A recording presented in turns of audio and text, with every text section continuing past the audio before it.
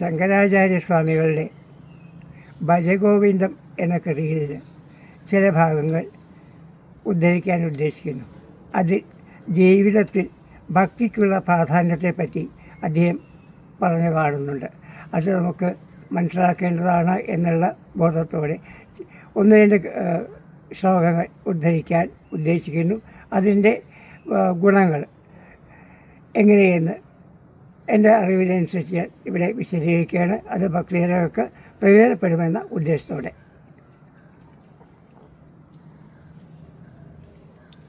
യാവദ്ദിത്യോപാർജന സക്ത സ്ഥാവന്നിജ പരിവാരോ രക്ത പശ്ചാജീവതി ജർജരദേഹേ വാർത്താം പൃച്ഛതി കോപി നഗേഹേ.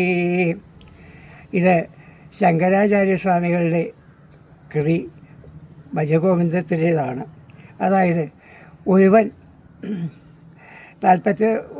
കഷ്ടപ്പെട്ട് സ്വത്ത് സമ്പാദിക്കുക, വളരെ കാലം നന്നായിട്ടുള്ള സ്വത്ത് സമ്പാദിക്കുക, ഈ ഉദ്ദേശത്തോടുകൂടി ജീവിക്കുകയാണെങ്കിൽ അവൻ്റെ ഒപ്പം പലരും അവന് കൂട്ടായിട്ടുണ്ടായിരിക്കും.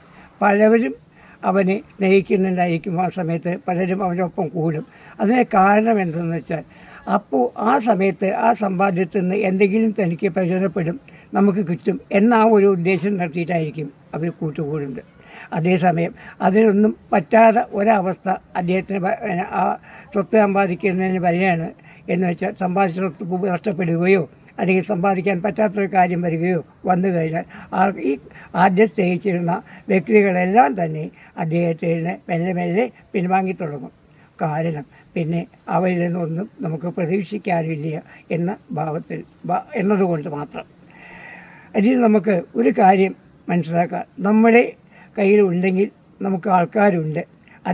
അല്ലാതെ ഇല്ല, നമ്മുടെ സമ്പാദ്യമില്ല, നമ്മളിൽ നിന്ന് മറ്റുള്ളവർക്ക് പ്രയോജനമില്ല എന്നൊരു കാലം വന്നാൽ, അത് സ്വത്തായാലും ശരി, പിന്നെ വാർദ്ധക്യകാലം വന്ന് അവനവൻ്റെ ശരീരം കൊണ്ടോ ഒന്നും മറ്റുള്ളവർക്ക് പ്രയോജനമില്ല എന്ന് തോന്നിക്കഴിഞ്ഞാൽ എല്ലാവരും നമ്മളിൽ നിന്ന് വിട്ടുപോകുമെന്നുള്ള ഒരു പരമാർത്ഥതത്വം നമുക്ക് മനസ്സിലാക്കേണ്ടതാണ്. ഇത് ശ്രീ ശങ്കരാചാര്യസ്വാമികൾ നമ്മെ ബോധിപ്പിക്കുന്നു. ഇത് മനസ്സിലാക്കി നാം നമ്മുടെ ജീവിതം മുന്നോട്ട് കൊണ്ടുപോകേണ്ടതാണ്. കൂടാതെ അദ്ദേഹത്തിൻ്റെ ആദ്യ വേറൊരു കൃതി ഉണ്ട്, ഭജ ഗോവിന്ദം ഭജ ഗോവിന്ദം ഗോവിന്ദം ഭജ മൂഢമതേ സംപ്രാപ്തേ സന്നിഹിതേ കാലേ നഹി നഹി രക്ഷതി ദുകുഞ്ചുകരണി എന്ന ഒരു ശ്ലോകം കൂടി. അത് ആദ്യ ശ്ലോകമാണ് അദ്ദേഹത്തിൻ്റെ ഭജഗോവിന്ദത്തിലെ. അതിൽ നിന്ന് നമുക്കൊരു കാര്യം മനസ്സിലാക്കാനുണ്ട്. അതായത് ഭക്തി ഉണ്ടായാൽ നമുക്ക് മരണ ഭയത്തിൽ നിന്ന് കുറേ മുക്തി നേടാൻ സാധിക്കും എന്നതാണ് അദ്ദേഹം നമുക്ക് ഇത് കൂടെ ചൂണ്ടിക്കാണിക്കുന്നത്. പണ്ഡിതനായതുകൊണ്ടോ അല്ലെങ്കിൽ വേറെ ഏത് നിലയ്ക്ക് വലിയവനായതുകൊണ്ടും മരണഭയത്തിൽ നിന്ന് രക്ഷപ്പെടാൻ ബാക്കി ഒരു കാര്യങ്ങളെ കൊണ്ട് നമുക്ക് സാധിക്കുകയില്ല. ഈശ്വര